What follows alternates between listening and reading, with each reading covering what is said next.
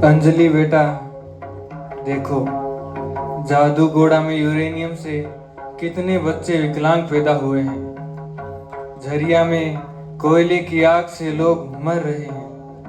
सरांडा वनराज cut के खत्म हो चुका है और बस्तर में लोहे ऐसे के लिए कमली जैसी कितनी बहनें बेघर हो गई हैं। दादा, सिर्फ झारखंड नहीं, उड़ीसा के नियामपुरी, छत्तीसगढ़ के बस्तर, गुजरात के नर्मदा, सब जगह वही हालात। खनन, विस्थापन, कंपनी लूट। बेटा, मैंने डायन हत्या बंद करवाई थी क्योंकि वो एक अंधविश्वास था। लेकिन आज का विकास अंधविश्वास नहीं है, ये एक श्राप है। अबुआ दिसुम, अबुआ राज, हमारा ये सपना अभी भी अधूरा है। वेदांता नियामगिरी में बॉक्साइट खनन सर्वोच्च न्यायालय हस्तक्षेप के बाद रुकता है। डुंगरी खोज जनजाति जीतती है। सरदार सरोवर बांध 5 लाख लोगों को विस्थापित करता है। कलिंगनगर पुलिस फायरिंग में 14 आदिवासी मारे जाते हैं। मिर्जा दादा, ये विकास है या विनाश? कंपनी भारत आदिवासी भारत को खा रहा है।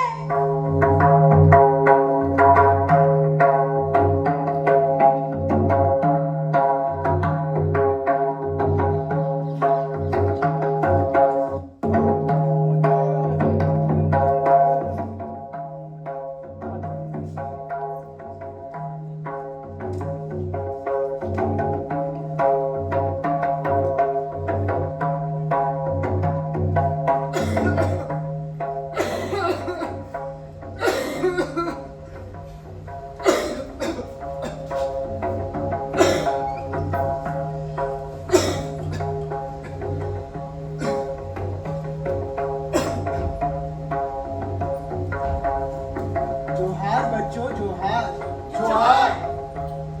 देखो, इन लोगों ने क्या हाल कर दिया है हमारे गांव का। कमली दीदी, आओ बैठो। ये कमली दीदी बस्तर से आई है, इनकी कहानी सुनो। जय धर्मेश। जय धर्मेश। मैं छत्तीसगढ़ के बस्तर से हूँ। वहाँ बैला दिला पहाड़ियों में लौह अयस्क खनन के लिए हमको निकाल दिया। टाटा एसआर सब कंपनीज ने हमारा जंगल खा लिया। कमली दीदी, यहाँ भी वही हाल है। जादूगोड़ा में यूसीआईएल ने 1960 के दशक में यूरेनियम खनन की शुरुआत की थी। अब विकिरण से जन दोष, कैंसर, सब कुछ। भाई बहनों, लेकिन नौकरियां तो मिल रही है ना, आर्थिक विकास तो हो रहा है ना। मैं इतना पढ़ लिख के आज इंजीनियर हूँ, यूसीएल पे काम करता हूँ, नौकरी तो कर रहा हूँ ना। नौकरी? बेटा, बस्तर से हमको विस्थापित करके कहाँ नौकरी दिया ये लोग। सलवा जुलूम के नाम पे 3.5 लाख आदिवासी विस्थापित हुए। 644 गावें खाली करवा दी गई केवल और केवल लौह खनन के लिए। रावल बेटा, होड़ को देखो मत बनने दो। बिरसा दादा ने कहा था, शिक्षा हथियार है, लेकिन व्यवस्था का औजार मत बनने दो। जोहार सब। जोहार। मैं बुद्धराम कौर हूँ, उड़ीसा के नियामगिरी से आया हूँ। हमने वेदांता को भगा दिया है। नियाम राज की जय जय। बुद्धराम भाई, तुम्हारा संघर्ष प्रेरणा है। सर्वोच्च न्यायालय ने तुम्हारे ग्राम सभा फैसले को सहारा दिया ना? हाँ बहन, 2013 में सर्वोच्च न्यायालय ने कहा था ग्राम सभा तय करेगी। सारे 12 गांवों ने मिलकर खनन को नकार दिया। वेदांता कंपनी को बॉक्साइट नहीं मिला है। लेकिन बुद्धराम भाई, विकास कैसे होगा? वैश्विक बाजार में हम मुकाबला कैसे करेंगे? राहुल बेटा, विकास का मतलब सिर्फ सकल घरेलू उत्पाद नहीं है, टिकाऊ विकास भी देखो। अराकू घाटी में आदिवासियों ने कॉफी की खेती से कितनी तरक्की की है।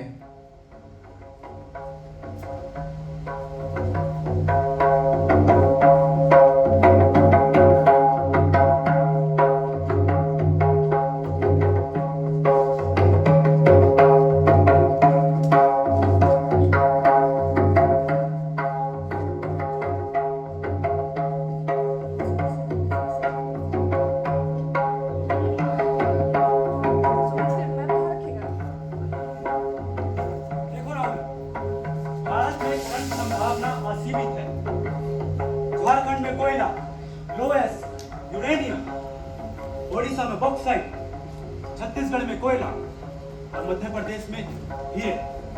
लेकिन साहब, आदिवासी विस्थापन एक समस्या है ना?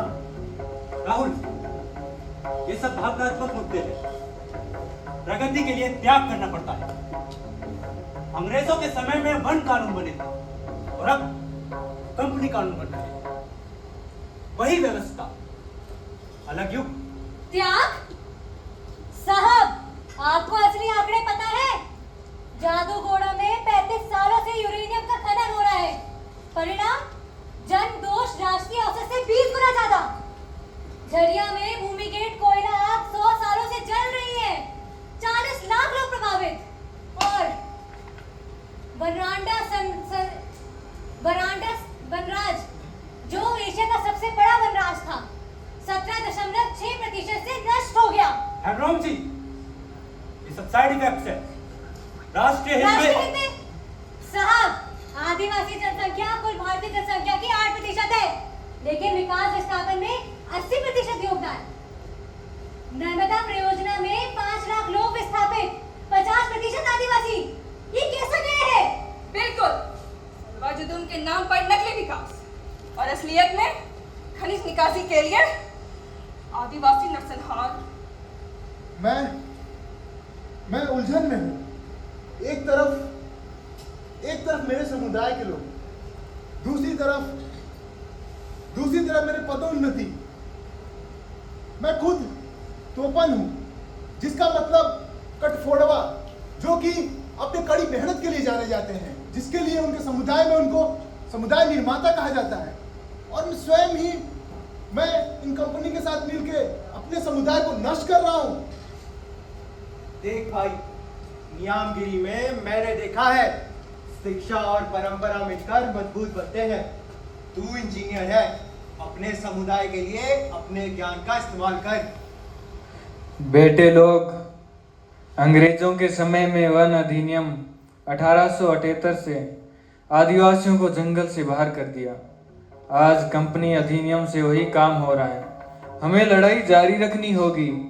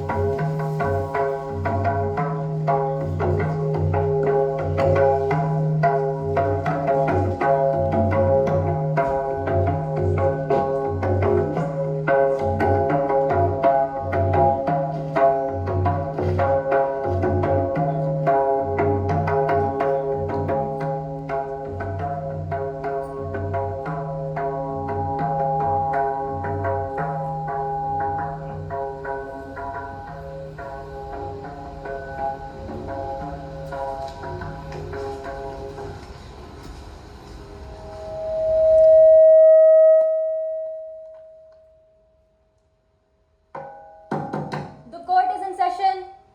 Case number 2025/567. Multiple tribal communities versus Integrated Mining Corporation Limited and state governments. This case involves fundamental questions about land rights, environmental justice, and development models across Jharkhand, Odisha, Chhattisgarh, and Gujarat. Both sides have presented compelling arguments. Are you ready to proceed with the final statements? Your Honor, my client here represents the national backbone of India's economic growth.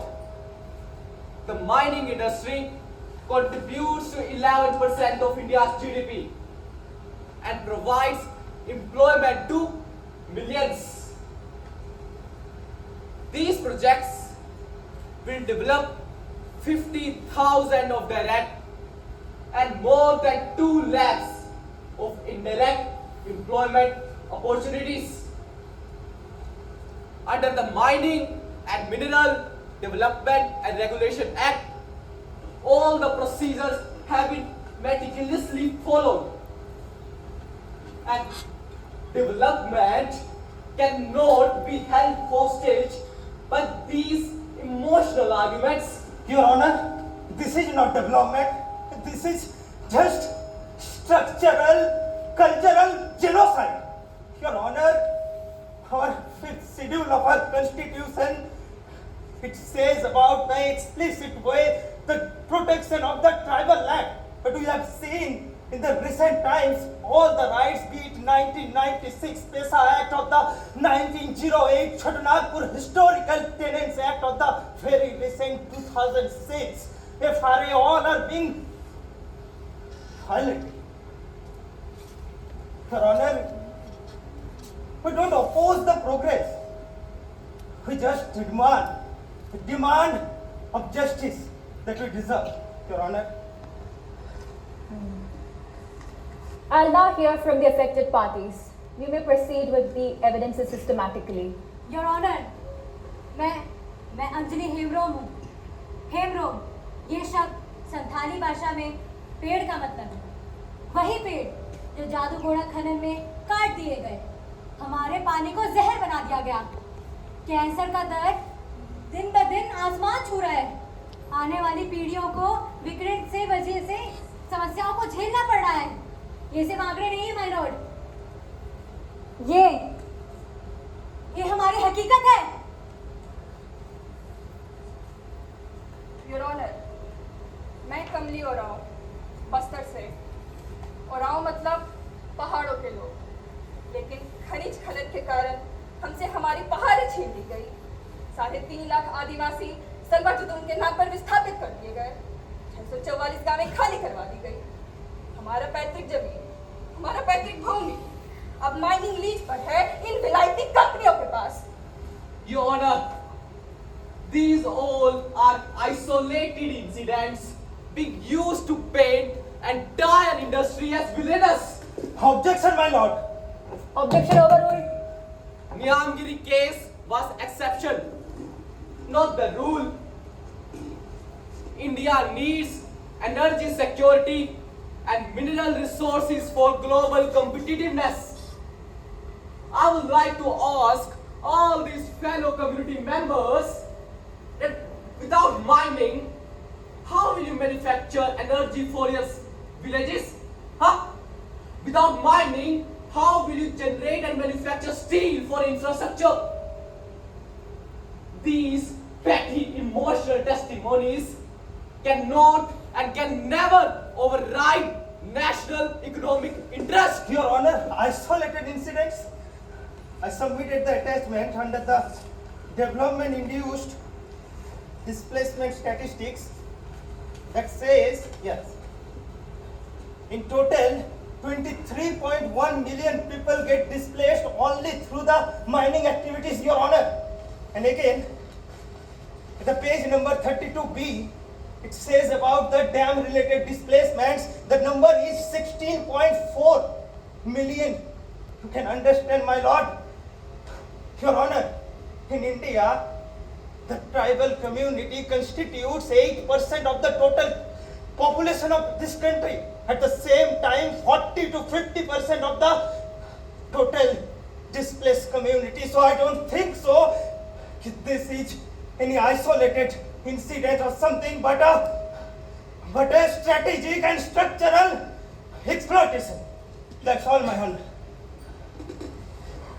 These are some serious allegations. Do you have any evidences of alternatives to the current mining practices? Your honour, टिकाऊ विकास के विकल्प भी उपलब्ध हैं।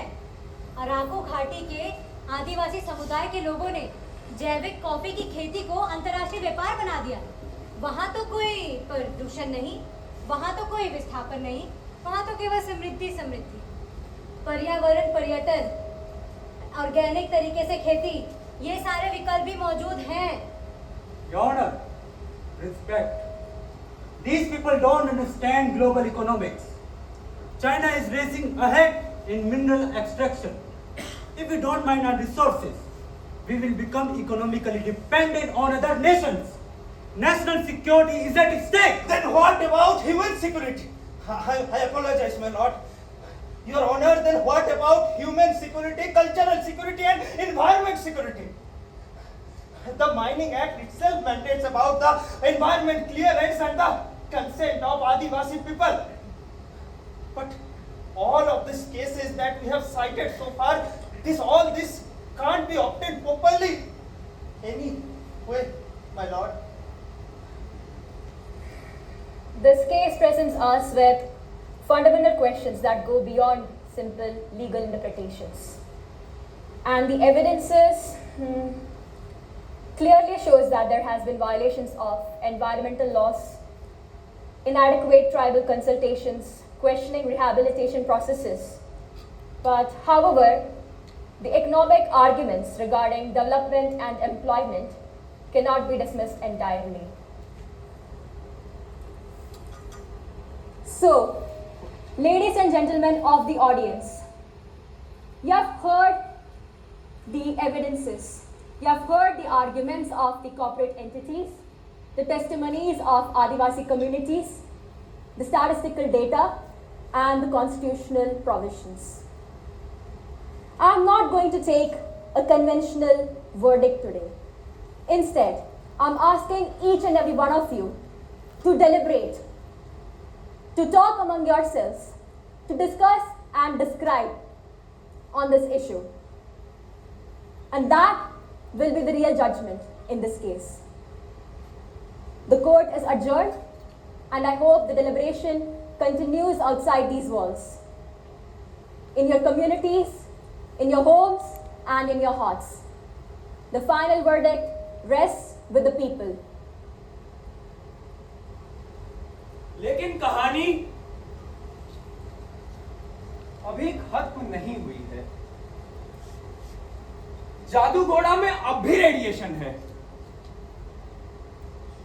झरिया में आगे जल रही हैं। नियामगिरी में चौकसी बनी हुई है और बस्तर में संघर्ष जारी है और आप सबका फैसला पेंडिंग है। आज आप इस रंगमंच से बाहर जाइए, लेकिन अपने साथ कुछ प्रश्न लेकर जाइए। अबुआ दिसुम, अबुआ राज, अबुआ सरकार, अबुआ थाम, यानी अपनी जमीन, अपना राज, अपने नेता, अपना पूजा स्थल। ये महज कोई एक जनजातीय या आदिवासी नारा नहीं है। अरे ये तो पूरी मानवता का सवाल है। अबुआ दिसुम, अबुआ राज, अबुआ दिसुम, अबुआ राज, अबुआ दिसुम, अबुआ राज, अबुआ दिसुम, अबुआ राज।